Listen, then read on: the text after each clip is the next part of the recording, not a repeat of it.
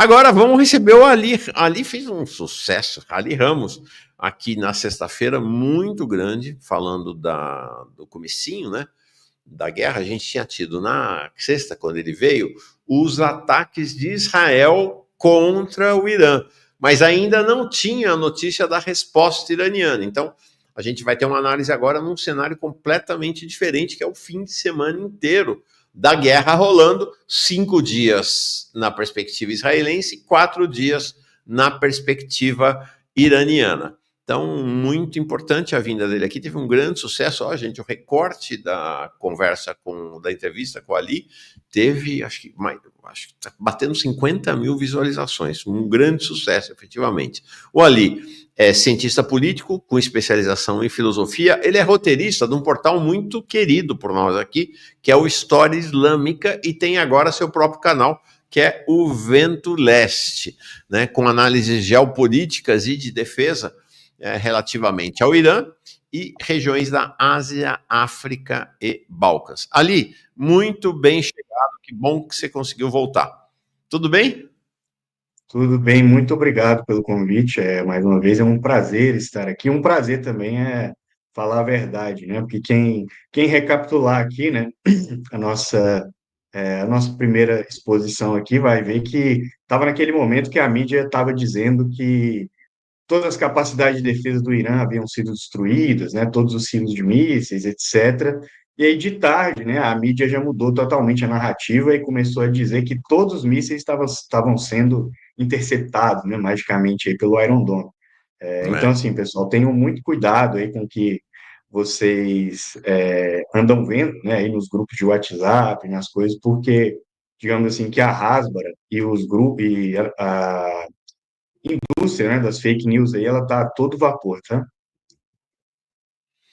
É isso aí, não, importantíssimo. Agora, eu falei quando. O José Esper dizendo aqui, Ali Ramos, bem-vindo. Gustavo Cala chega como Calia, chega aqui como novo membro. Ó, seguinte, falei logo na abertura ali que o fim de semana parece ter durado um mês, né? De tanta coisa que aconteceu esse fim de semana. Imagino que você também. Você já estava meio insone na sexta-feira de manhã, né? De quinta para sexta, com o ataque de Israel. Imagino que você tenha passado o fim de semana também grudado nas redes e nas suas fontes de informação ali sobre a situação entre Irã e Israel, mas não só, né, todo o entorno geopolítico da situação. Então, que balanço você faz agora deste fim de semana tão longo que a gente vivenciou? Como é que está a situação da guerra neste momento, na sua visão? Quando a gente fala em guerra, né, explicar para o nosso público aqui, tem uma coisa muito interessante, pessoal, perdão, que se chama domínio de escalada, tá? Numa guerra, basicamente, quem consegue impor a iniciativa estratégica, né, geralmente impõe o domínio de escalada. E quem é mais violento, nesse caso, acaba vencendo, que pune mais o seu inimigo aí, nesse caso, em perdas, né, em questão de infraestrutura, né, questão de infraestrutura crítica, armamento, indústria, etc. Pois bem, o que eu tenho aqui para dizer, né, que o Irã retomou a iniciativa estratégica, tá? Retomou o domínio de escalado. Eu não esperava uma resposta tão contundente do Irã, e tudo que eu posso dizer é que se seguir uma guerra de atrito dessa forma, tá? E ao que tudo indica é o que vai acontecer, os Estados Unidos vão tentar, o Israel vai tentar puxar os Estados Unidos para a guerra, porque Israel não tem condições materiais, pessoal, de sustentar tanto atrito. Tá? Eu falei aqui que Israel não tem profundidade estratégica, né, na nossa primeira exposição. O Estado israelense ele é 75 vezes menor que o território iraniano. Né?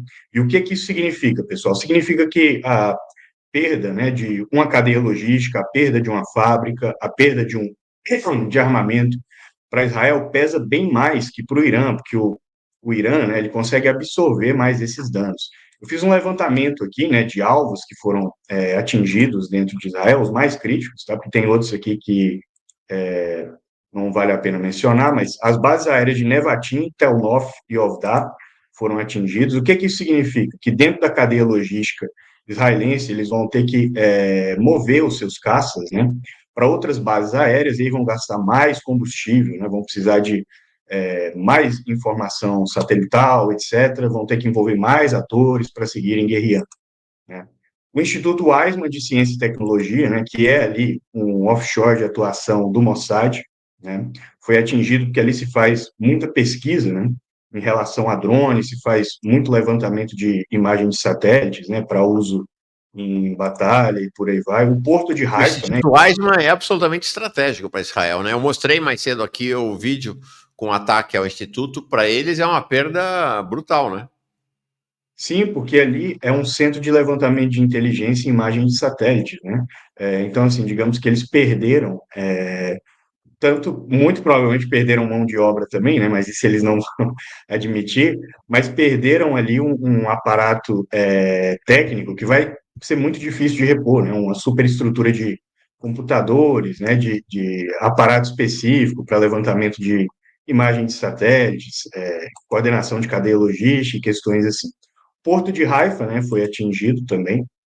Lembrando aqui que o Porto de Eilat já declarou falência, tá, pessoal? Que o Mar Vermelho está bloqueado e que 60 mil empresas israelenses já declararam falência. A refinaria de petróleo de Haifa Era foi 60 mil atingida. empresas israelenses declararam falência agora, recentemente? Não, no decorrer da guerra, né, de 2023 para cá. A Ah, tá, gente ok. a gente tem noção desses dados porque o Ministério da Defesa israelense ele tem um programa de resgate de empresas por causa da guerra. Aí foram 60 mil empresas que pediram ressarcimento para continuarem funcionando. Então, basicamente, é muita coisa, né? As reservas de amônia ali também foram atingidas, e aqui também é uma infraestrutura crítica, porque a amônia, pessoal, é essencial para a produção tanto de drones quanto de explosivos, tá? Em Israel. 3 mísseis atingiram o Ministério da Defesa, em Tel Aviv, né? A usina nuclear de Dimona foi atingida mais de uma vez também em Israel. O aeroporto Ben Gurion foi atingido. As fábricas de armamento da Rafael, né, que é a maior empresa de defesa israelense, foram atingidas também. E os sistemas Arrow, né, o David Sling e o Iron Dome também estão sendo aí achatados, né? Basicamente, aqui eu gostaria de falar também para vocês, né, como funciona o Iron Dome, qual está sendo a estratégia iraniana e por que ela está dando certo. O Iron Dome, pessoal, ele é um dos melhores sistemas de defesa antiaérea, tá? Quanto a isso, não tem muito o que dizer, mas a reposição dos mísseis dele é manual, pessoal. O que que isso significa?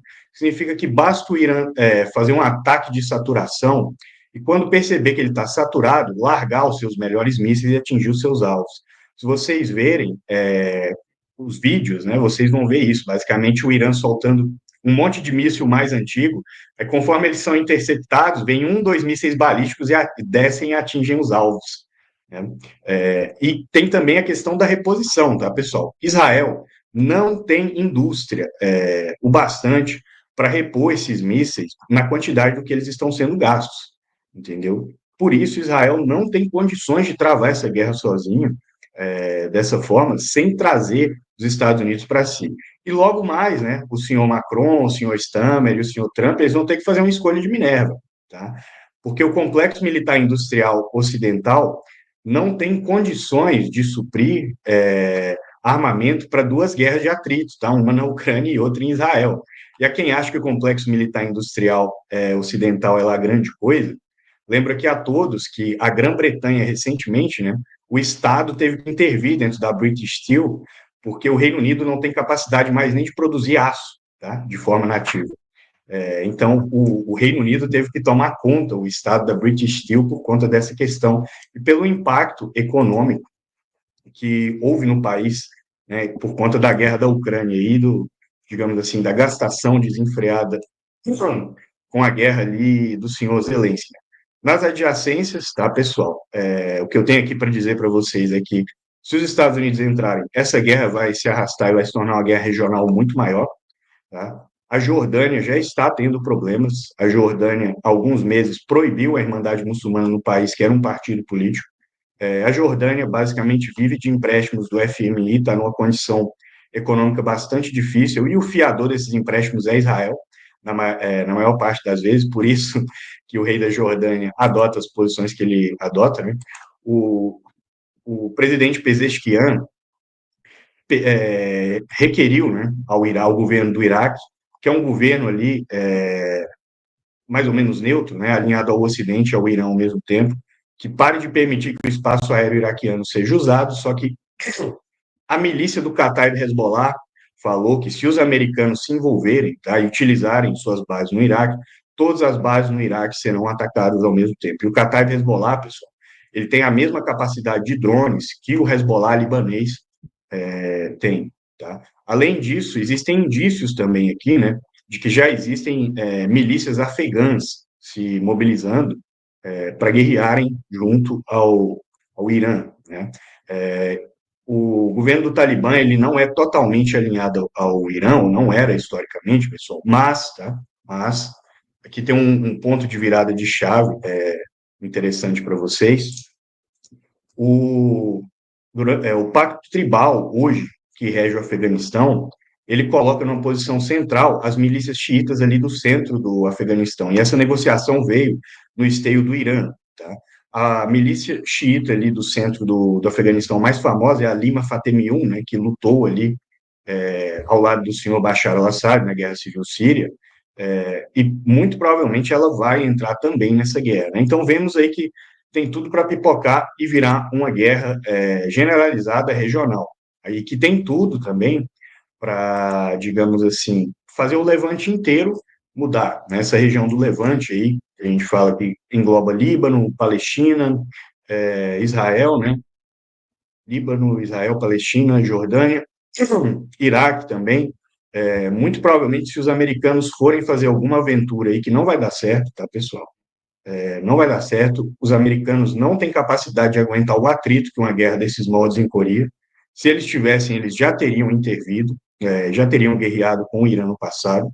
Explicando aqui também para vocês uma questão atinente à ciência militar, né? Quando você vai fazer uma ofensiva, você precisa de a força que ataca precisa de 3 vezes o número de tropas que é a força que defende. Né? O que isso significa? Né? Significa que os Estados Unidos teriam que mobilizar pelo menos 800 mil tropas para tentarem invadir o Irã. E não seria uma invasão por terra, seria uma invasão ou anfíbia ou com paraquedistas. Né? O que isso significa também? Que a taxa de atrito, né, seria entre 15% e 25% dessas tropas. Vocês acham que os Estados Unidos, com todos os problemas que eles têm hoje, aguentariam ver essa quantidade de caixões voltando para casa? Eu não acredito. Eu não acredito. Lembra que a todos que bastou um helicóptero ser derrubado na Somália para os Estados Unidos saírem, ali nos anos 90, no auge, né, no auge da hegemonia americana. Né? E, além disso, também, pessoal, o Irã acaba de desbaratar, né, isso aqui notícia de agora, de manhã, a primeira notícia que sai, o Irã acaba de desbaratar uma rede de espionagem do Mossad dentro do território iraniano. O senhor Ismail Fekri foi executado, tá? Mais de 200 quilos de explosivos foram apreendidos e 26 drones. E assim, esses levantes que estão sendo feitos dentro do Irã, né, com carros-bomba, etc., isso não é de hoje, tá? Isso é historicamente feito com o Irã. Lembra aqui a todos que o Irã é um país de dimensões continentais, tá? O Irã é quase do tamanho da Europa continental, da Europa ocidental inteira. E todo país desse tamanho, pessoal, não tem controle integral do seu território. Seja o Brasil, seja a Rússia, com exceção da China, a China tem uma logística muito refinada e ela talvez escape aí. E por isso essas coisas acontecem esporadicamente. Esses levantes estão sendo feitos pelo MEK, né, que é um movimento que se diz comunista ali dentro do Irã, mas que só se posiciona a favor dos Estados Unidos. Isso já foi feito antes, durante a guerra Irã-Iraque. O MEK também organizou levantes assim, pessoal, e lutou ao lado do exército do Saddam Hussein, curdos também e milícias azeres também. O que para os curdos vai ser terrível, tá? Porque durante a Guerra Civil Síria, em diversos momentos, as milícias ali do HTS, do SNA, pesaram bastante a mão contra os curdos, e nas negociações, né, era o Irã e Israel quem protegia os curdos. Então, existe um senhor lá na Turquia, né, chamado Erdogan, que deve estar rindo de orelha a orelha, né, com esse posicionamento dos curdos. Uhum. Sim. Olha, tá aqui. Opa, perdão, não é isso não. Deixa eu ver se eu vou trocar. A notícia que saiu agora cedo no Tehran Times da execução desse espião do Mossad, a que você acabou de fazer referência, foi destaque no Tehran Times. Deixa eu me ver. Ah, tá aqui. Tá, tá aqui a manchete. Irã executa espião condenado do Mossad, Esmail Fekri. Tá? Foi condenado por colaborar com a agência de inteligência Mossad em troca de grana. Grana, como sempre. Tá aí. Ali, você falou do cenário, então tá aqui, né, o mapa do Oriente Médio, você já deu uma geral aqui, do Oriente Médio não, né, dessa região ali, tem África, tem Ásia, tem Europa, né, a Turquia, que é semi-europeia, e aí você então não falou ainda, você falou do Afeganistão, ó, aqui no canto direito, tá? Afeganistão, aí aqui abaixo do Afeganistão tem um protagonista importante que é o Paquistão. O Paquistão que no fim de semana se posicionou dizendo que está firmemente ao lado do Irã e colocando, inclusive, suas forças armadas à disposição. Importante porque o Paquistão é um país nuclear, né? Como é que você vê o cenário do Paquistão e se isso tem a ver com a China ou não? Não, tem tudo a ver com a China, tá? Explicar aqui um pouco, né, pessoal, o rearranjo aí que ocorreu na Ásia Menor. Pessoal, a Índia, tá?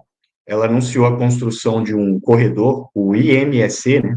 Se vocês digitarem no Google IMEC Corridor, vocês vão achar a imagem, que ele liga, no caso aí, ligaria, né, se ele viesse a existir, a Índia ao Oriente Médio e à União Europeia, né? Inviabilizando, no caso, a nova Rota da Seda, né? De lá para cá, o Paquistão tomou para si aí o papel, né, lendo muito bem o cenário geopolítico, de ser o braço armado dos interesses chineses, tanto no Oriente Médio quanto na Ásia Menor. Né? De lá para cá, o que ocorreu? Né? Mudança de regime em Bangladesh, feita pelo Paquistão e o Catar, mais protegida e arquitetada pela China por baixo dos panos. O Partido Comunista chegou ao poder no Nepal, no Mianmar, né, no caso, o Tatmadaw, que é alinhado à Índia, à China, a Israel e à Rússia ao mesmo tempo, começou a perder a guerra com a leniência chinesa, né, também com o Paquistão e o Catar armando ali as milícias Rohingya, né, na região do Arracão, e no Sri Lanka, né, os tigres tamês, que tem uma retórica historicamente muito pró-indiana, porque a Índia os arma, né, junto do Mossad israelense, agora assumiram uma retórica anti-indiana pesada. Então, assim, digamos que o Paquistão assumiu para si, né, esse papel aí de ser o braço da China para não permitir que os erros do Narendra Modi aí façam com que a nova Rota da Seda não saia do papel. E por isso, esse posicionamento do Paquistão fala tão alto, tá, pessoal? O pessoal tá rindo aqui, sim, pessoal, eu engoli a letra aqui, que a gente fala rápido, mas faz parte. É, mas, de qualquer forma, né, esse posicionamento do Paquistão grita alto exatamente porque mostra o que eu já venho imaginando aqui, falando há algum tempo, tá? Salvo engano, eu falei nessa possibilidade aqui na nossa primeira reunião, que a China está envolvida, né? E, no caso, a China não pode De permitir que o fato, Irã caia. você tinha falado já na anterior, porque tem críticas, inclusive, em segmento da esquerda, à postura da China, que consideram muito passiva. Você falou, ó, quem fala que a postura da China é passiva não está vendo qual é o jogo, o cenário geopolítico. Você já tinha falado no outro encontro nosso. Sim, sim, exatamente. Tudo isso aconteceu aí na Ásia Menor, mas por que eu estou falando isso aqui? Observando as coisas em campo, pessoal, nos primeiros dias de guerra, né? Os sistemas de defesa antiaérea do Irã, eles foram diameados, né? Diameados é quando você trava um sistema de defesa antiaérea. E eles voltaram ao ar muito rápido, tá, pessoal? Muito rápido. Eles foram E travados pela ação de Israel? pela ação de Israel, pela ação do Mossad. Só que o Irã não tem essa capacidade de guerra eletrônica, né? Então, o que que significa? Significa que existe algum ator com capacidade de guerra eletrônica dando suporte ao Irã. Tenho tudo a crer que é a China, tá? Outra coisa, se nós analisarmos os ataques, né, aí são ataques em muita profundidade, com uma quantidade muito grande de mísseis e drones ao mesmo tempo, e o Irã também não tem satélites suficientes, né, e capacidade de levantamento de inteligência para fazer isso sozinho. O que indica aí também que tem alguém fornecendo inteligência e fornecendo satélites aí para auxiliar o Irã.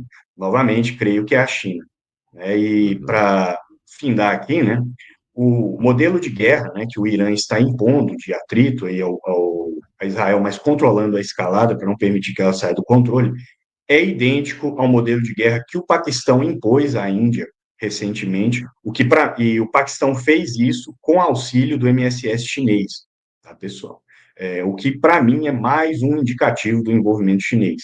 Então, não imaginem que a China é esse ator deitado, leniente com tudo que acontece, tá? Pelo contrário, é só que a China ela prefere, né, usar ali outros atores menores para atuarem no seu lugar.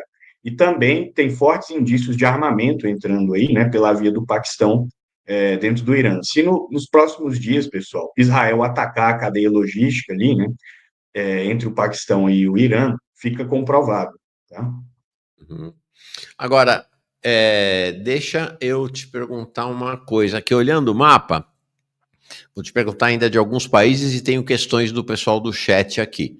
Bom, a gente falou, olha, vamos ver o mapa aqui de novo? O Irã aqui, marrom, grandão. Aí a gente falou aqui embaixo, à direita, cinza, o Paquistão. Acima, o Afeganistão. Nós já falamos, você já falou, desculpa, do Afeganistão. Pergunta, Turcomenistão, algum peso nesse cenário? Não. O Turcomenistão ali, ele é também digamos assim, um player pró-chinês nesse jogo, né?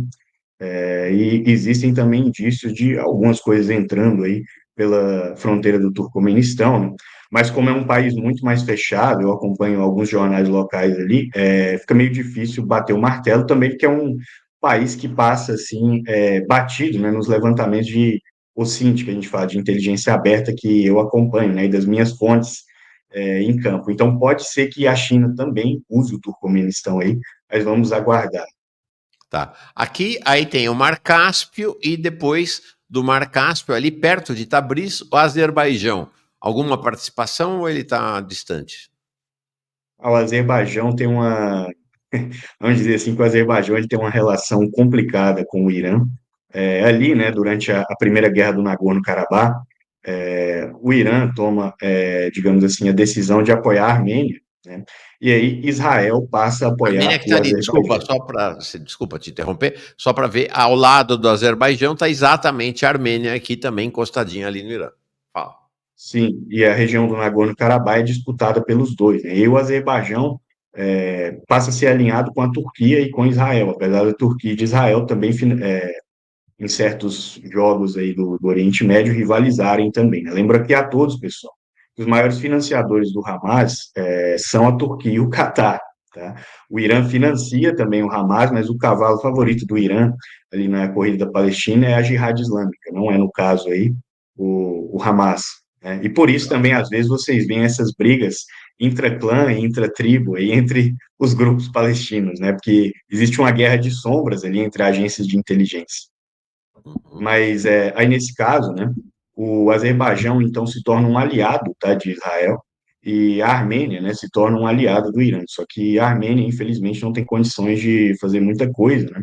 E a elite armênia, tá, a elite política local, ela é muito, assim, desconexa da realidade mesmo. Não tem outro adjetivo aqui que eu posso usar, não estou querendo diminuir o povo armênio e nada do tipo, porque, pessoal, a Armênia é o país que acha que vai sobreviver hostilizando a Rússia e a Turquia ao mesmo tempo. Não faz o menor Uhum. sentido. A elite Uhum. armênia realmente acredita que a União Europeia e os Estados Unidos vão salvar aí a Armênia, vão transformar a Armênia num país envolvido.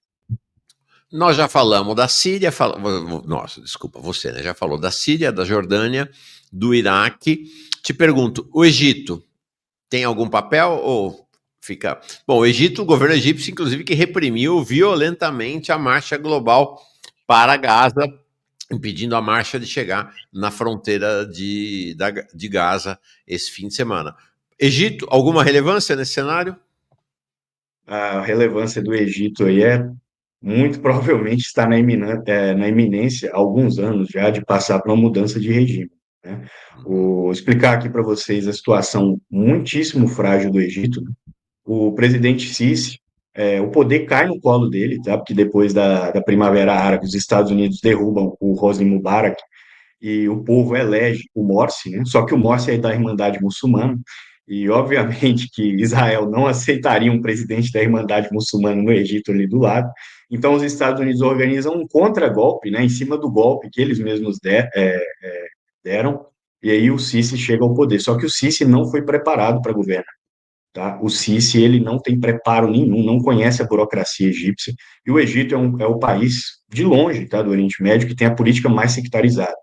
No Egito, você tem herdeiros, né, da ala dos oficiais livres, do Gamal Abdel Nasser, os Ikhwan, da ala da Irmandade Muçulmana, né, você tem herdeiros também do movimento do Egito Livre, né, que era a ala ali do presidente Sadat, que tem inspiração, inclusive, né, em nacionalismos europeus complicados aí do início do século XX, e tem mais pelo menos 3 ou 4 setores organizados, todos brigando entre si. Né? Pois bem, desde o início da guerra, com o bloqueio, né, dos Houthis ao Mar Vermelho, o fluxo de comércio no canal do Suez caiu 60%, tá? A dívida pública do Egito, ela está batendo quase 95%, salvo engano, da última vez que eu acompanhei era isso. O Egito fez várias aventuras geopolíticas aí na África e perdeu todas, tá? Como a Etiópia concretizou ali, né, a construção daquela barragem da Grande Renascença, o Egito está perdendo também paulatinamente sua segurança hídrica, o que é um problema histórico, e ao invés de tentar reindustrializar o país, né, ou negociar acordos melhores, o presidente Sisi pega empréstimos do FMI e faz obras faraônicas, né? Nesse caso aí, construção do maior museu do mundo, transposição da capital egípcia, etc., e o país segue desindustrializado e os níveis de pobreza aumentando. Toda semana, Uhum. pessoal, eu acompanho jornais egípcios, né, independentes, toda semana tem protestos no Egito, tá? E toda semana eles são reprimidos. Mas, assim, isso aí tem um limite. Tem um limite, em algum momento o tecido social egípcio vai se esfacelar, nós vamos passar por uma mudança de regime e vai ser terrível para Israel. Tá? Vai ser terrível para Israel porque um país de 100 milhões de pessoas que nem o Egito não tem bomba atômica que segure, tá? Se ele decidir com essa profundidade estratégica aí, partir para cima de Israel junto do Irã. Né? Então, o Egito é um país para se observar aí com uma lupa, tá? Com uma lupa, mas essas coisas levam tempo, pessoal. Arábia Saudita. A Arábia Saudita tem adotado uma postura de neutralidade. O príncipe Mohammed bin Salman, esse final de semana, avisou ao presidente Pezeshkian que o, o Netanyahu está tentando trazer os Estados Unidos para a guerra a todo custo, né, pessoal? E eu sei que a Arábia Saudita é historicamente alinhada aos Estados Unidos, mas a Arábia Saudita, pessoal, está adotando uma linha ali de pragmatismo, né? Até porque a Arábia Saudita, digamos assim, almeja alçar voos mais altos, né? Sendo uma potência regional aí que ficar só no colo dos americanos. Não acredito em envolvimento da Arábia Saudita na guerra contra o Irã, mas também não acredito em envolvimento da Arábia Saudita a favor de Israel. Tá? Então, ela vai jogar o jogo dessa forma, e a Arábia Saudita também não quer que a economia aí do país seja prejudicada pelo fechamento do Estreito de Hormuz. Então, muito Já que provavelmente falamos esse. no Estreito de Hormuz, dois países ali também estratégicos, falando de Estreito de Hormuz, são os Emirados Árabes Unidos. Vejo ali, é aquele rosinha ali embaixo do Irã, né? Que é essa grande, o grande traço, o grande marrom dessa linha. E ao lado dele, o Omã. Como é que estão esses dois países, Emirados Árabes Unidos e Omã? Os Emirados Árabes Unidos são o país mais pró-Israel do Golfo, de longe. Tá? Toda a indústria de defesa dos Emirados Árabes Unidos é ligada a Israel e todas as aventuras geopolíticas dos Emirados Árabes Unidos também são ligadas a Israel. Existe uma guerra civil aí bem pertinho no Sudão, que os Emirados Árabes Unidos estão envolvidos junto de Israel. Tá? Só explicando aqui para o pessoal, né? No Sudão, pessoal, o exército sudanês é apoiado por Turquia, né, Arábia Saudita, Rússia e Turquia, Arábia Saudita, Rússia e Irã, tá? Ao mesmo tempo. E as forças rápidas de apoio, né, que são as milícias rebeldes, separatistas, são apoiadas pela França e pelos Emirados Árabes Unidos, né, e por Israel. E os Emirados Árabes Unidos servem nesse jogo da África, então, digamos assim, como um dos braços armados do Mossad israelense, porque os Emirados Árabes Unidos querem de todo jeito rivalizar com o Irã e com a Arábia Saudita, e ter uma proeminência maior, né, nesse caso. O que aconteceu no Congo recentemente também tem dedos também dos Emirados Árabes Unidos de Israel e da França, tá? Exemplificando aqui para o pessoal, né? Ruanda, né, financiou a milícia do M23 no Congo.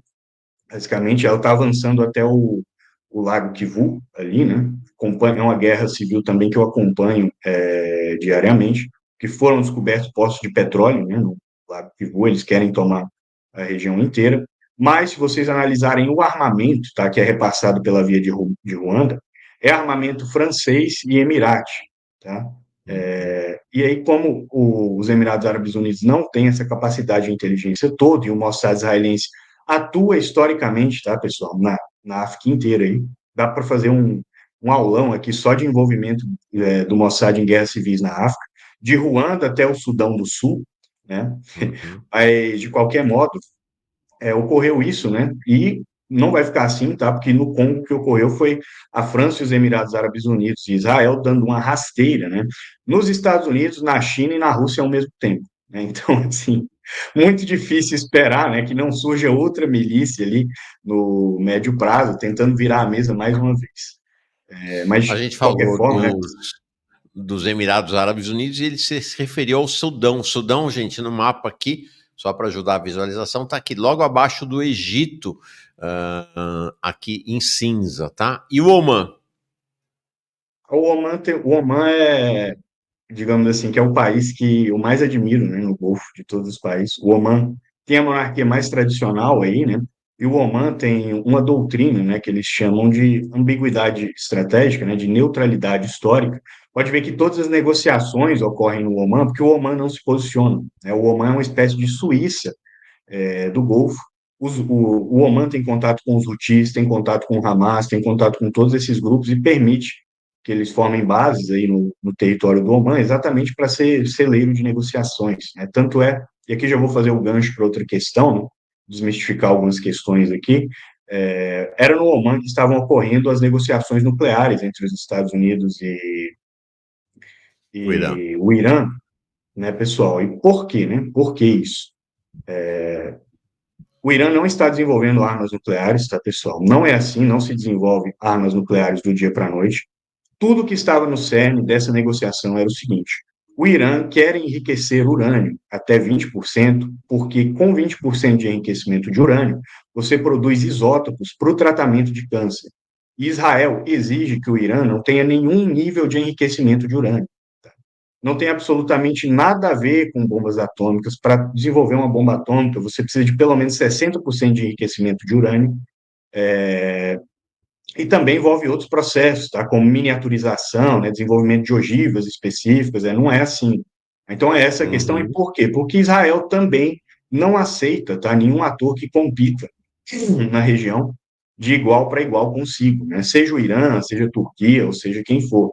Israel não vai permitir que o Irã tenha energia nuclear, porque Israel não quer que a indústria iraniana se desenvolva, né? Também, vindo aí no esteio do enriquecimento.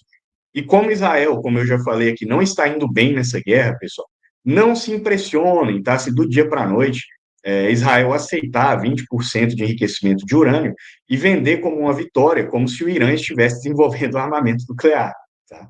Porque isso é feito bastante. Legal. Bom, e aí faltou um, que eu deixei para o final. Né? Tá aqui, ó. Ali em roxinho, ali embaixo da Arábia Saudita, o Iêmen. O Iêmen é um país interessante também de se analisar, né? A Confederação dos Houthis cresceu, se tornou mais forte. Tá? O primeiro-ministro do Iêmen renunciou recentemente. O Iêmen é dividido em dois, pessoal. Você tem a região de Sanaa ali, que ela é a região controlada pelos Houthis, e você tem a região de Aden, né, que ela é controlada pelo governo mais alinhado ao Ocidente e à Arábia Saudita. Só que aqui, para entender um pouco a análise, eu vou ter que explicar para vocês um pouco da sociedade iemenita. O Iêmen, ele tem Fala. uma lei tribal que chama Cábila, né? E o Iêmen é um país tribal, assim como o Afeganistão. Dentro da Cábila, você tem vários níveis de divisão tribal, né? Você tem o Beit, que é a casa, você tem a divisão tribal da vila, do clã, e aí o nível mais alto é o nível da confederação tribal, né? Os Houthis são a confederação tribal. A questão é que dentro da Cábila, pessoal, a lei iemenita, né, basicamente tem mais poder aquele que tem mais capacidade de exercer a guerra. O Iêmen é um país profundamente guerreiro, tanto é que nunca foi colonizado, né, historicamente. Por essa questão, pessoal, sempre que, digamos assim, os Estados Unidos atacam o Iêmen, né, digamos assim, que a Confederação dos Houthis sai fortalecida, porque os outros atores neutros, eles se aproximam da Confederação dos Houthis. Nesse último ataque que nós vimos, por exemplo, no Iêmen, que o Donald Trump fez e perdeu, tá, pessoal? O Donald Trump perdeu a guerra no Iêmen, ninguém mencionou isso. Eu vou até pegar uma notícia aqui e colocar na tela, ao fim aqui, para ilustrar para vocês, né, que alguns fatos aí Coloca. estão bem nebulosos ainda, né, ou a mídia não divulga. Mas, enfim, depois dos bombardeios americanos, familiares de pessoas da Irmandade Muçulmana e da Al-Qaeda foram assassinadas, e aí grande parte da Al-Qaeda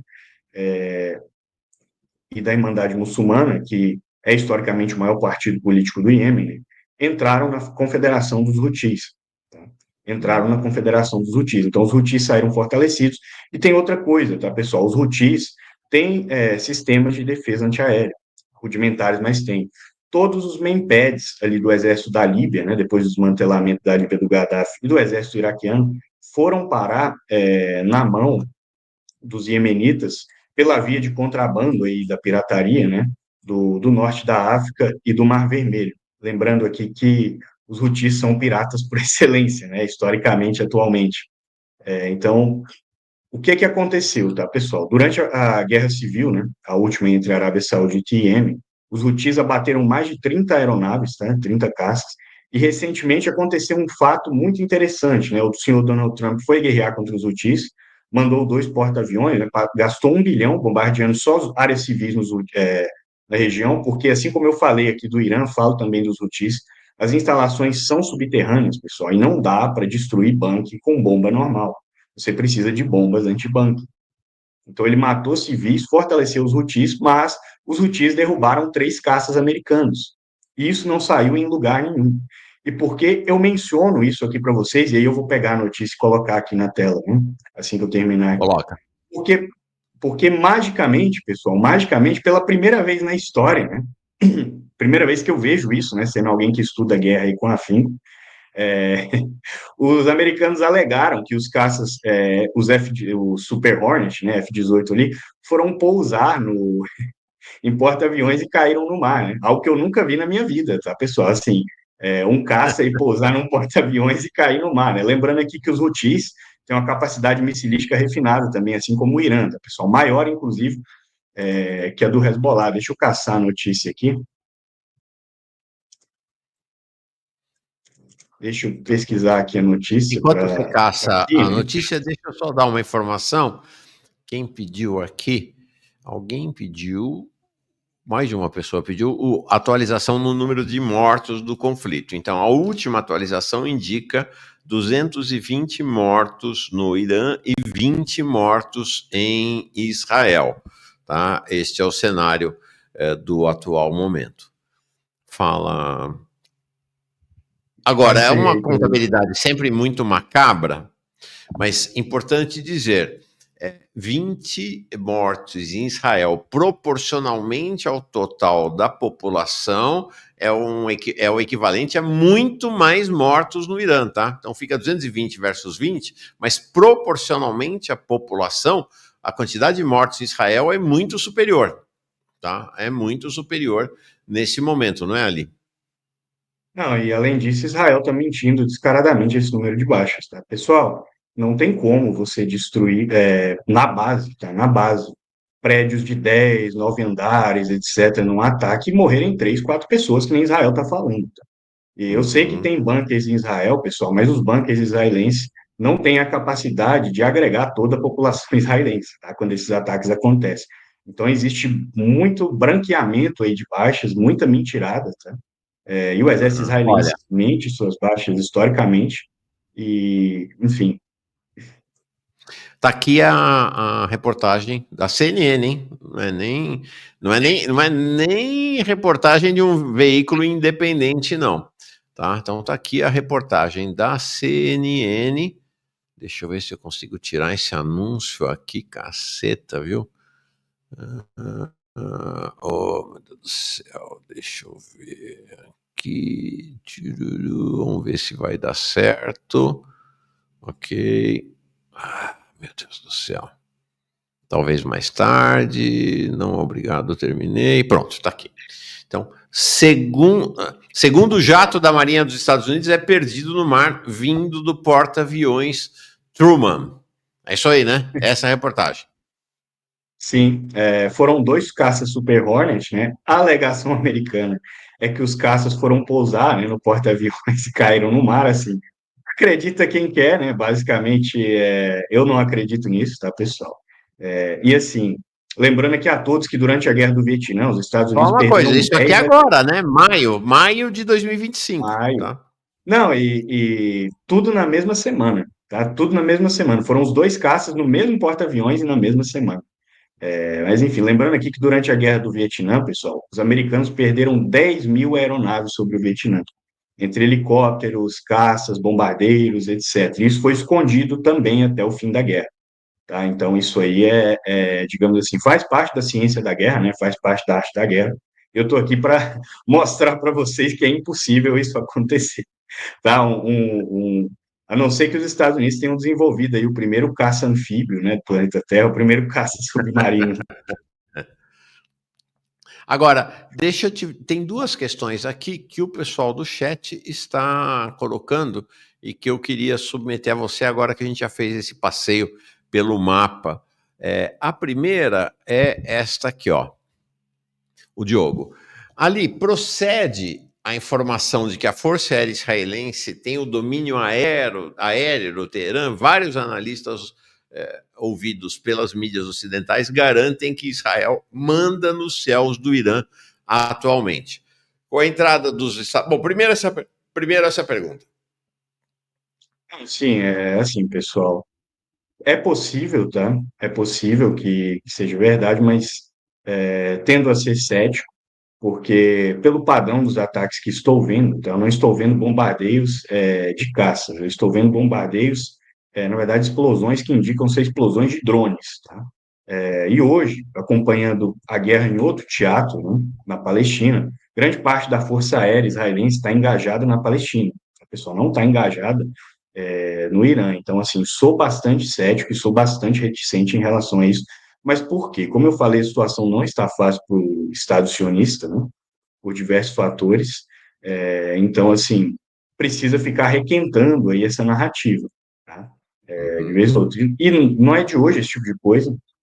Se vocês acompanharem as notícias da época da Guerra do Afeganistão, né, a Guerra do Afeganistão ela começa a dar uma virada de chave ali em 2006, que é quando o Talibã se reestrutura e volta a fazer ataques. E na época também era sempre esse tipo de narrativa. Os americanos têm supremacia aérea sobre o Afeganistão inteiro. Retomada de Cabul, né? E por aí Uhum. vai. Então eu não tendo a ser cético, pode ser verdade. E aqui também gostaria de fazer outra análise, né, para vocês, pessoal. Força Aérea sozinha Só não ganha. observando, olha, aqui ó, o Maxwell acabou de me mandar, tá aqui. De fato, o The Times of Israel, jornal sionista, claro, com essa informação. Né? IDF, as Forças Armadas de Israel, reivindicam um controle total do espaço aéreo do Teherã e lançam novos ataques no centro do Irã. Tá aí. Fala. Ocorreram ataques, tá? Mas não dá para distinguir se esses ataques foram feitos por caças ou drones.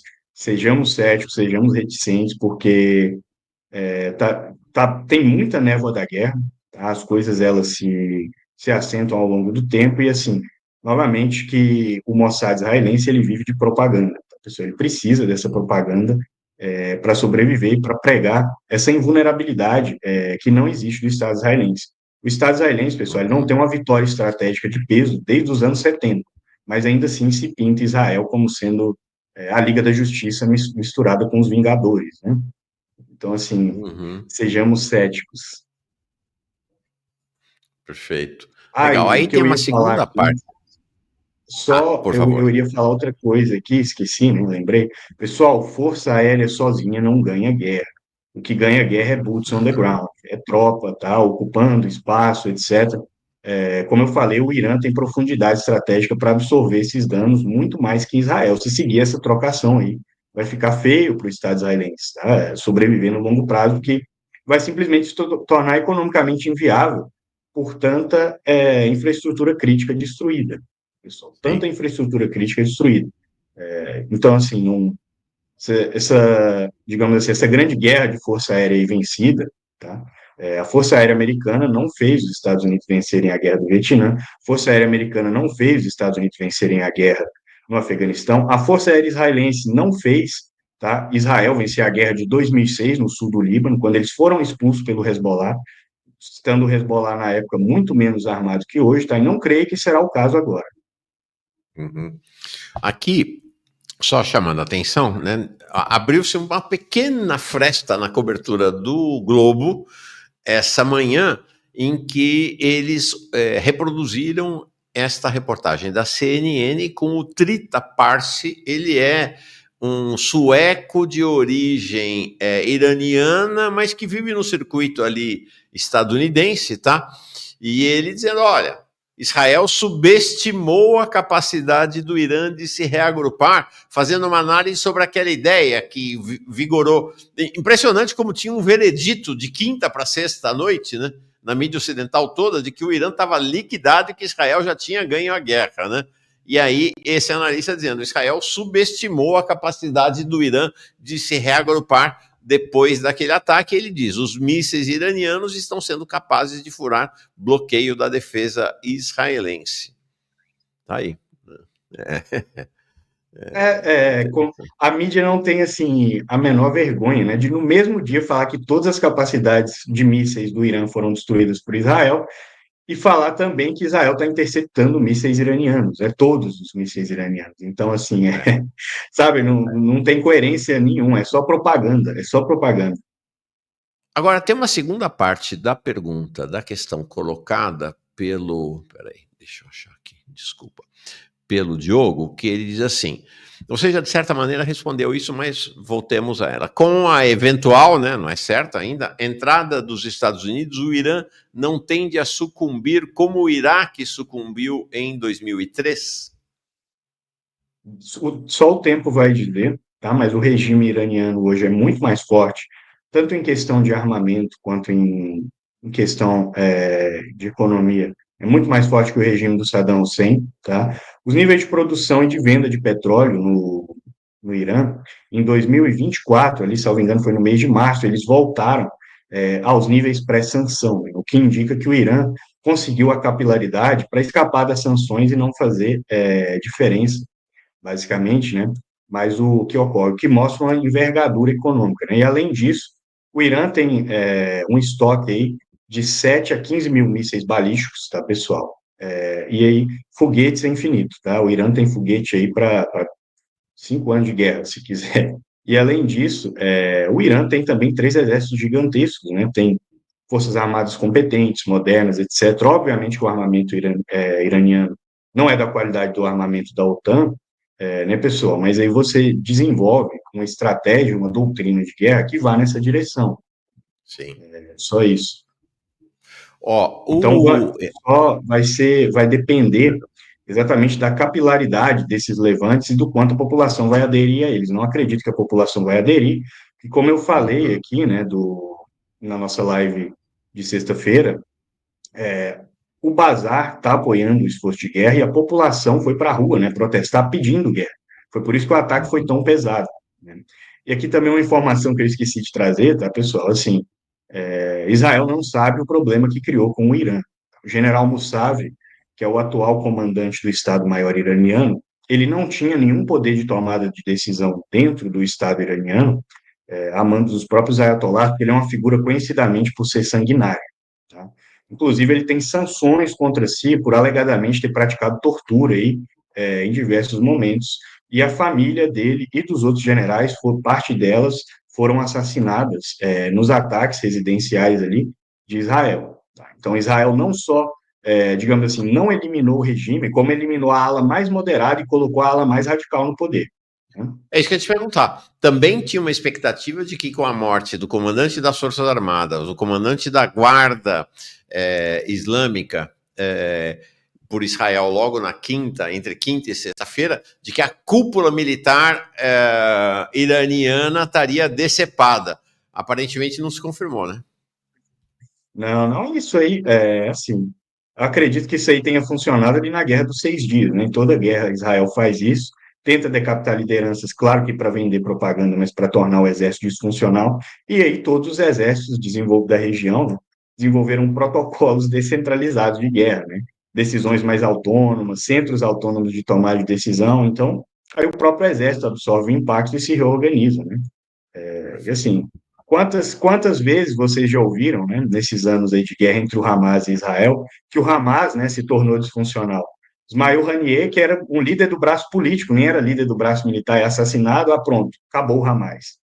O Yahya Sinwar foi morto, pronto, acabou o Hamas. E o Hamas segue batalhando. Mesma coisa aí se aplica ao exército iraniano, que é muito maior, muito mais forte, muito mais bem preparado.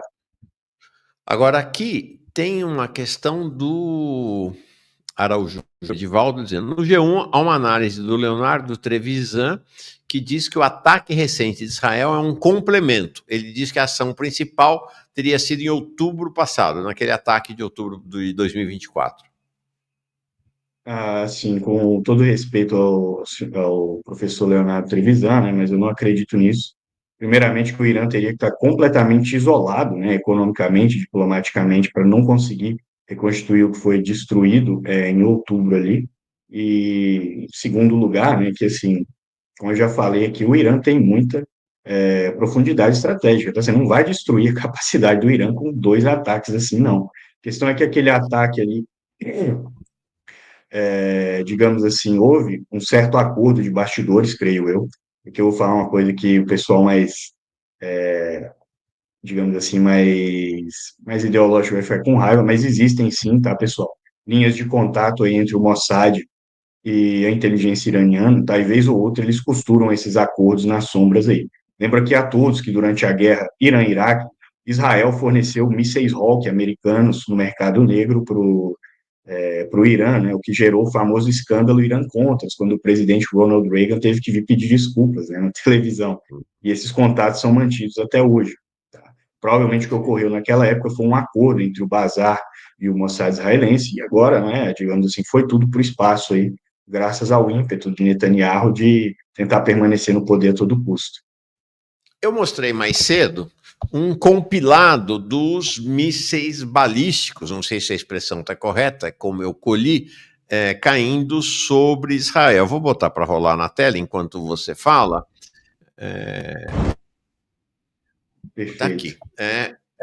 Então, explica para nós, porque também, um minutinho só, ó, saiu uma reportagem na Sputnik agora cedo, dizendo: Israel, cuidado, o Irã ainda não usou suas armas mais recentes. Então, que mesmo esses mísseis que eu estou mostrando aqui não seriam os mísseis de ultimíssima geração do Irã. E realmente você olha esses vídeos e fica chocado com a velocidade com a qual esses mísseis chegam. Eles aceleram, né? Quanto mais perto chegam do solo. É muito impressionante, efetivamente. Dá para nós um cenário sobre sobre esses mísseis aí, são espantosos mesmo, né?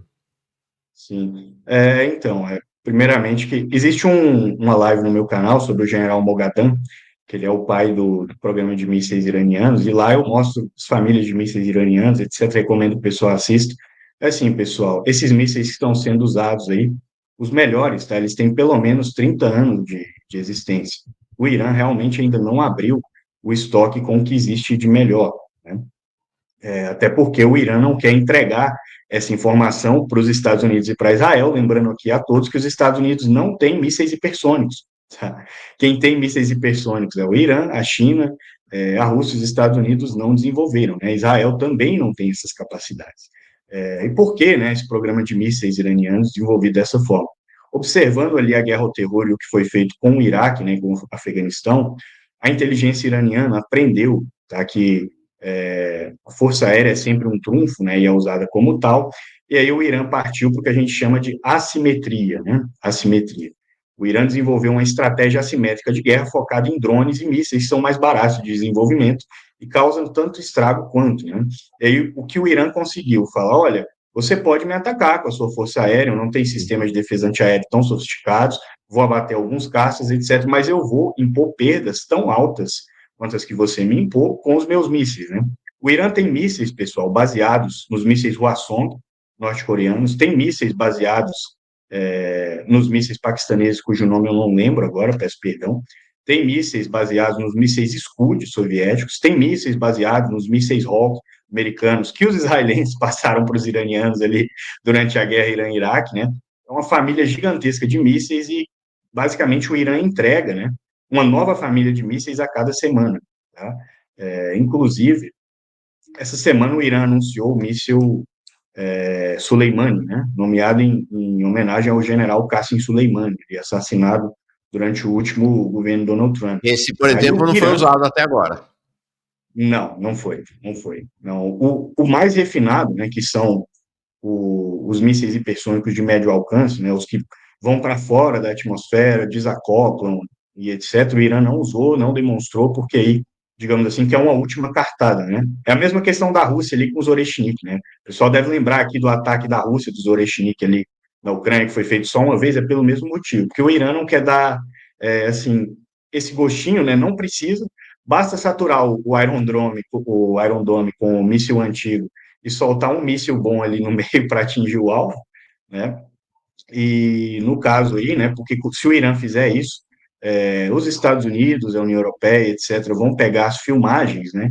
E vão tentar aprender ali, né? Vão tentar ver como funciona, etc. E o Irã não quer entregar, digamos assim, que essa informação aí para os seus inimigos, né? Perfeito. Olha, aqui tem uma outra coisa que eu queria te perguntar, que saiu na RT. Então, a outra era da Sputnik, essa é da RT, que é outra agência de notícias russa, dizendo o seguinte: as guardas revolucionárias do Irã afirmam ter forçado as defesas aéreas israelenses a atacarem umas outras com novos métodos. A reportagem não esclarece, e de fato eu mostrei mais cedo aqui um vídeo muito interessante e enigmático dos mísseis. Essa aqui acho que é da Spam TV, esse vídeo, se eu não estou enganado. Ó, isso aqui, ó, são os mísseis interceptadores de Israel subindo. E aí, de repente, eles começam, olha, esses dois aqui de baixo, eles fazem meia volta e acabam atingindo o próprio território israelense. A reportagem não é muito precisa, impressionante, né? Mas dá a entender, e já desde a semana passada, que se fala que o Irã teria hackeado esses sistemas de defesa de Israel. Você tem notícia disso? Pode ser esse caso aí, sim. Só que aí é aquele bode na sala que eu mencionei, né? O Irã não tem essa capacidade de guerra eletrônica. Tem alguém auxiliando aí, fazendo alguma coisa. É, explicar aqui mais ou menos, pessoal, como funciona. Todos esses mísseis, pessoal, eles dependem de um sistema de geolocalização ligado aí a algum satélite, né? E existem hoje sistemas de guerra eletrônica que hackeiam satélites, hackeiam os radares, etc. Então, muito provavelmente tem alguém fazendo essas brincadeiras aí junto do Irã, né? Nesse caso aí, punindo, né, o sistema de defesa antiaérea israelense. Posso estar errado, o Irã tem, digamos assim, um dos maiores corpos de engenheiros, né, e de técnicos do mundo, mas eu ainda não tenho motivos para crer que o Irã tem essa capacidade de guerra eletrônica, né? Então, assim, mais um endosso aqui que a China, né, como Você acha mencionei, que o isso aí é MST China ou chinês lá, Rússia? os dois têm capacidade para fazer isso, né? Por isso que não dá para medir, mas mais provável que seja a China, né? Por enquanto, que eu ainda não vi nenhum posicionamento mais incisivo do Putin. Mas não podemos esquecer, tá, pessoal, que recentemente a tríade nuclear russa foi atacada e que isso veio com auxílio do Mossad, a inteligência do SBU ucraniano, né?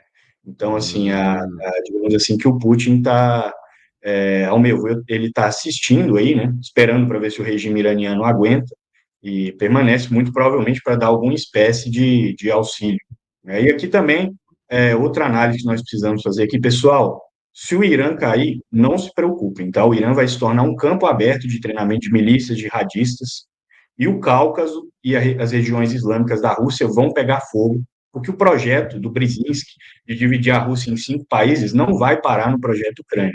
Estudem a obra do Brzezinski. O Brzezinski é um Henry Kissinger do Partido Democrata. Ele mostra nos livros dele abertamente que ele queria dividir a Rússia em 5 países, tá? As guerras da Chechênia ocorreram nesse intuito, a guerra da Ucrânia recentemente ocorreu nesse intuito também, e se o Irã cair, o Irã vai se tornar a ponta de lança aí, digamos assim, na desestabilização futura do Cáucaso, né, do Tartaristão, da Chechênia, do Daguestão e das regiões islâmicas da Rússia. Perfeito. Interessante, cara. Que cenário, hein? Que cenário. O Rafael diz aqui: a China não vai permitir que o Irã caia. Como é que ainda queria te colocar uma questão? O Diego Miranda está aqui, vai entrar de Minas Gerais daqui a pouquinho para falar da greve dos professores, mas vamos seguir mais um pouquinho aqui, porque realmente é um tema crucial. Como é que este conflito se articula ou não com a guerra Rússia-Ucrânia? Basicamente, as duas guerras são pela mesma coisa, né? Pelo sistema, aos olhos ocidentais, né? No caso aí, a boa e velha disputa de zonas de influência, né? A boa e velha disputa de recursos naturais, de cadeias logísticas, enfim, zonas de comércio, né? E por aí vai. Todos aqui lembram, né? Que o Trump tentou fazer um acordo de terras raras ali com a Ucrânia recentemente, né? O que já indica mais ou menos aí o tom, né, das coisas. Terras raras, pessoal, são essenciais, tá, para tudo que diz respeito à indústria de defesa, para mísseis, para radares, para drones, tudo que vocês imaginarem vai terra rara, né, na produção. Só que o único país que tem capacidade de refino de terras raras é a China, né? Então envolve isso aí, envolve essa zona, nova zona geoeconômica que está se desenhando, esses novos blocos. E aí o esforço de guerra feito na Ucrânia é o mesmo esforço de guerra feito em Israel, porque se num caso envolve ali a zona colchão da Rússia, que está dentro da esfera eurasiática de poder, no outro caso envolve a esfera de influência chinesa, mais até do que a Rússia, né? E nesse caso aí são disputas, assim, recrudescimentos por essas zonas de influência, né? E aqui sendo pessimista, tá, pessoal, mas nenhum império cai sem causar guerras. Nenhum império na história da humanidade caiu sem causar guerras, sem tentar causar guerras e sem tentar manter o seu poder.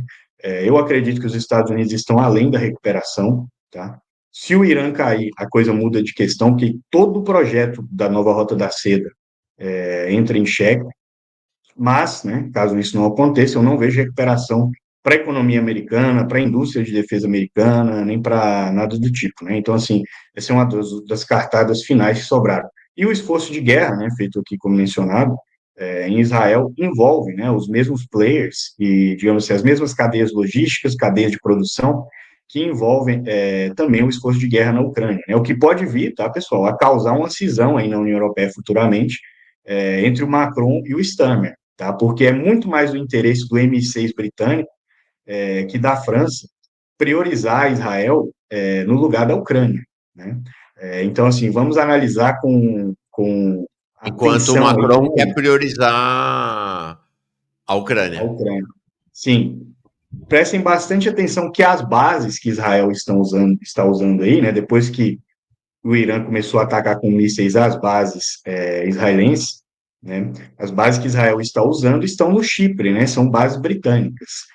Isso aí já é indicativo. E não preciso lembrar a todos aqui que o M6 britânico, né, ele atua historicamente aí nessa região dessa exata forma que está sendo feito, né. Vocês estudarem aqui o governo do Shais da Palev, né, sempre que ele ia tomar uma atitude mais nacionalista, né, em relação à nacionalização do petróleo, por exemplo, né, distribuição de renda, o M6 britânico financiava, tá, grupos minoritários, curdos, azeres, para irem para a rua protestar. E, às vezes, o M6 britânico financiava os mesmos grupos para protestarem por coisas distintas contra o Shah numa semana e contra o Mossadegh na outra, né? Então, assim, esse aí é o modus operandi dos britânicos, né, historicamente. E dificilmente nós vamos ver algum problema nessa região do mundo que não tem dedo do Reino Unido. Perfeito. Interessante. Ó, você falou, deixa eu te perguntar, você falou do MSS chinês. É o Serviço Secreto Chinês, é isso? É a inteligência chinesa, mas ninguém É um dos serviços de inteligência mais competentes do mundo, tá? Mas quase ninguém menciona. Eu tenho uns livros bons aqui a respeito, tem poucos que existem, né? Em inglês, mas quase não se menciona. E é um dos mais competentes do mundo, até porque o MSS ele atua de outra forma, né? Ao invés de priorizar a guerra, ele tem uma doutrina muito específica que prioriza a cooptação econômica, né? E aí, o que está acontecendo aí na Ásia, por exemplo, em Taiwan, tem muito dedo do MSS chinês. Por exemplo, esse ano, né, não saiu em nenhum jornal aqui no Brasil. Tem uma live no meu canal específica sobre Taiwan, recomendo que vocês assistam, ela é até recente. Houveram vários protestos em Taiwan, tá? O Kuomintang, que é o partido do Chiang Kai-shek, né, ele é a favor da Uhum. unificação com a China hoje, e ele é o partido de oposição. O presidente William Lai, de Taiwan, bateu um recorde histórico, tá, de rejeição, só que isso não foi mencionado em lugar nenhum, em lugar nenhum. E assim, tudo isso aí vem, né, pela cooptação paulatina, né, e econômica do MSS chinês que atua nesses países, nessas regiões, etc. Só que sempre, digamos assim, dessa forma mais holística, né, sem botar as mangas de fora, sem causar, digamos assim, tentar causar guerras, tentar causar derrubadas de regime, etc. Tá aqui, ó. Vento Leste é o canal, tá? Do Ali. Recomendo todo mundo entrar lá, assistir, também se inscrever. Vamos subir esse canal aí, gente. Vamos subir, tá? Cada vez que o Ali vem aqui, espero que muita gente entre lá, se inscreva no canal dele, tá bom? Toda vez a gente vai mencionar aqui.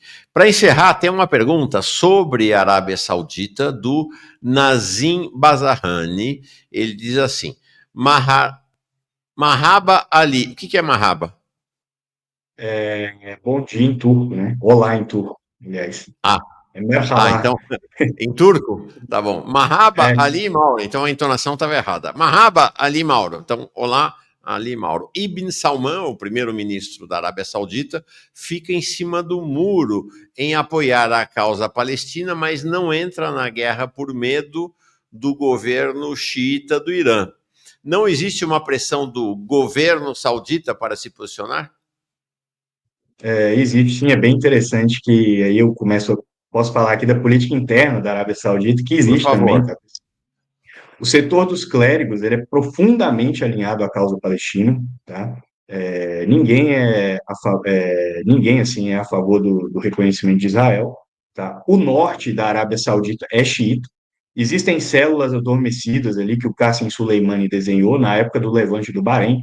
Lembra aqui a todos que o Bahrein, né, é um país de maioria xiita, mas que é governado por uma monarquia sunita, e durante a Primavera Árabe, né, houveram levantes xiitas no país que quase derrubaram o governo, só não derrubaram porque a Arábia Saudita ocupou, né, a ilha do Bahrein, em específico. Só que o norte da Arábia Saudita também é xiita, e existe todo um networking adormecido ali, né, que as brigadas Al-Ashtar, é esse o nome, fizeram, só esperando para ser ativado, né? E por isso o príncipe Mohammed bin Salman, ele tem muito medo de meter os pés pelas mãos aí nessa questão e enfrentar uma mudança de regime que é plenamente possível. Pessoal, nenhuma dessas monarquias do Golfo é forte a ponto de conseguir é, aguentar, né, uma guerra aberta contra o Irã ou uma guerra de insurgência no seu território. Não preciso lembrar aqui que a própria Arábia Saudita perdeu uma guerra contra o Iêmen recentemente, né, mesmo tendo uma coalizão formada por todos os países do Golfo, praticamente, com exceção de Omã. Né? Então, pode haver um levante xiita no norte, caso ele faça isso. Pode haver um golpe branco, né, por baixo dos panos, por parte do próprio clérigo, ou dos próprios clérigos sauditas, né, e o parlamento saudita, que tem alguns partidos políticos ali mais ou menos bem definidos, né, tem inclusive um partido progressista, aqui uma chave aqui para o pessoal, a Arábia Saudita já teve um rei, pessoal, que era profundamente alinhado à União Soviética e admirador da União Soviética e do marxismo, Uhum. o príncipe Talal, a gente chama ele de príncipe vermelho, né? Ele chega ao poder ali, mas ele não dura muito tempo, né? Só que ele deixou um legado que é o movimento dos príncipes livres, né? E o movimento dos príncipes livres até hoje tem poder dentro do parlamento saudita, né? Mostrando para vocês que em todo país, né? Pode ser uma monarquia absolutista, uma proclamada autocracia, né, teocracia islâmica, etc., sempre existe política interna também, tá? Não tem como fugir disso. Sim, legal. Interessante. Olha, aqui vou terminar com esses comentários, já te dizendo que você vai voltar, tá? Deixa evoluir aí mais uns dias, essa semana ainda, a gente marca a tua volta aqui, muito importante. Vamos ver como é que vai evoluir a guerra, e quero chamar a atenção para, olha essa figura aqui, o Alex Faquineto, né? Ele dizendo aqui, ó, vivo aqui na Arábia, olha aí, legal, na Arábia Saudita. Ele diz: tem muitas milícias xiitas aqui. Então é isso mesmo que você acabou de falar. E mandando parabéns para você, todo mundo, gostando demais da tua presença aqui e ali. Muito impactante mesmo. Gostei de. Bom, já ficou da casa, já ficou amigo ali, grande Já estou figura. abrindo a geladeira. Sexta, ó, quinta ou sexta, vamos ver como vai evoluir ali. Quinta ou sexta, se você puder, vou te convidar para voltar de novo, tá bom? Tá bom, muito obrigado, agradeço aqui, é sempre um prazer, né? E é um prazer também desmistificar, né, essas regiões do mundo que as pessoas não entendem, né? África, Ásia, né? O Oriente Médio, os Balcãs, porque existe muito orientalismo, né? Quando a gente vai estudar essas regiões, e aí as pessoas que escrevem a respeito delas, né, sempre acabam introjetando e projetando, digamos assim, as suas próprias visões, né? Ao invés de tentar entender o que acontece ali de fato. Legal. O Helder finalmente pergunta, não sei se ele viu. Ah, porque ele viu uma imagem ali atrás. Se você é um otaku, um admirador dos animes e mangás japoneses, tem uma imagem ali de um. Acho que duas imagens, né? De mangás ali. Fala. É, é uma do Musashi ali, né, um pôster, que é de um mangá que chama Vagabond, né, que é de samurais, e aqui é do Akira, né, que é um filme de anime também muito legal. E aquela outra ali não é de anime não, tá, pessoal? Aquela ali é do exército chinês durante a Segunda Guerra Mundial, né? É da Força Ah, Aérea Chinesa. Aquilo ali é chinês, não é japonês, né? sim. Mas eu gosto sim, só que eu sou bem chato, tá, pessoal? Sou bem chato para escolher anime e tal, porque eu gosto daqueles com temática mais filosófica, né? Digamos assim, que Uhum. os mais mainstream aí não são muito do meu gosto, não. Akira, grande Akira. Legal, homem, muito obrigado. Então, ainda essa semana, ali volta aqui para a gente conversar sobre a evolução da guerra Israel, Irã, Irã, Israel, e o cenário todo ali da Oriente Médio, Ásia, Ásia Menor, África, Europa, esse bololô todo aí. Ali, boa semana para ti. Obrigado, viu? Obrigado, eu que agradeço. Pessoal, muito obrigado pelo convite, pela aceitação. Assim, conforme surgem fatos novos, a análise muda, tá, pessoal? A análise é isso, tá? A gente analisa a realidade e aí traça um esboço a partir disso, mas sempre existe informação que nós não temos acesso, né? Por mais que nós façamos aí um apanhado, né, de leitura, de contatos na região, etc. Deixar um convite aqui para o pessoal, né, além de se inscreverem no Vento Leste, pedir encarecidamente para o pessoal marxista, né? Pessoal, comecem a estudar a guerra, comecem a estudar a ciência da guerra, geopolítica, etc., porque a indústria de defesa no Brasil ela está destruída, tá? A capacidade de soberania do nosso país está destruída, a Avibraz está para ser entregue ao capital estrangeiro, né? Para vocês terem uma ideia do quanto a Avibraz é importante, né? E desenvolvida durante a Guerra do Golfo, né? Tanto o regime do Saddam Hussein quanto o regime da Arábia Saudita, que estavam de lados opostos, usavam o sistema Astros 2, desenvolvido pela Avibraz. Para vocês verem o Olha quanto só. nós estávamos aí na fronteira tecnológica e regredimos, tá? A guerra é Uhum. um assunto sério demais para ficar na mão de pessoas que odeiam o nosso país. Então, estudem aí e façam como o Euclides, né, que faz lives aqui também, O Euclides lá para a gente. Vasconcelos, se ele puder, essa semana vem aqui também. Legal. É, Entrem nesse debate conosco aí para lutar por essa, Sim, pela Avibraz, para lutar pelas capacidades de defesa e de é soberania isso aí. do Brasil. Ah, a coisa tá tão feia aqui no Brasil, ali, eu mostrei mais cedo aqui, que o Brasil, pela primeira vez na história, gente, eu tô falando, não é governo Bolsonaro, não é governo Lula, tá participando de uma mobilização da OTAN lá na França, fuzileiros navais brasileiros numa operação, num treinamento da OTAN na França. É uma vergonha, né? Vergonhoso, efetivamente, né? Aqui eu vou ser sincero, né? O pessoal não gostar, paciência, mas o Brasil, pessoal, ele tem uma direita que quer ser Miami e ele tem uma esquerda que quer ser Paris, tá? Ninguém quer entender o Brasil, ninguém quer ser Brasil e ninguém quer pensar Boa, isso aqui para se boa. desenvolver, né? Além desses limites intelectuais e espirituais, né? Que eles nos impõem. Fantástico. Essa é uma direita que quer ser Miami e uma esquerda que quer ser Paris. Tá faltando gente que queira ser Gaza, que ser Pequim, Moscou e que seja Brasil. Brasil. É isso aí. O Joel Rocha, prazer em te conhecer. Ganhou mais um seguidor. O Walter Júnior, excelentes explicações. Renata, parabéns e muito obrigado. O Akira, olha, já chegou um Akira aqui. Desenho japonês com fortes cargas filosóficas e existencialistas, a gente chama de anime. Tá legal, olha aí. Não, falou em anime, já começou a animar. Fantástico, o pessoal gosta, o pessoal gosta. O pessoal gosta. O Bolshevik pedindo para chamar o Pedro Marim, que estava no Irã, voltou, acabou de voltar do Irã. E aí, outras propostas, outras sugestões de convites. É isso aí, ó. E o Lorival dizendo: já me inscrevi. O Léo dizendo: já seguindo. Qual o nome do canal? Vento Leste. Não deixem de se inscrever. É isso aí. Valeu, obrigado. Até o final da semana ali. Abração. Abração e muito obrigado.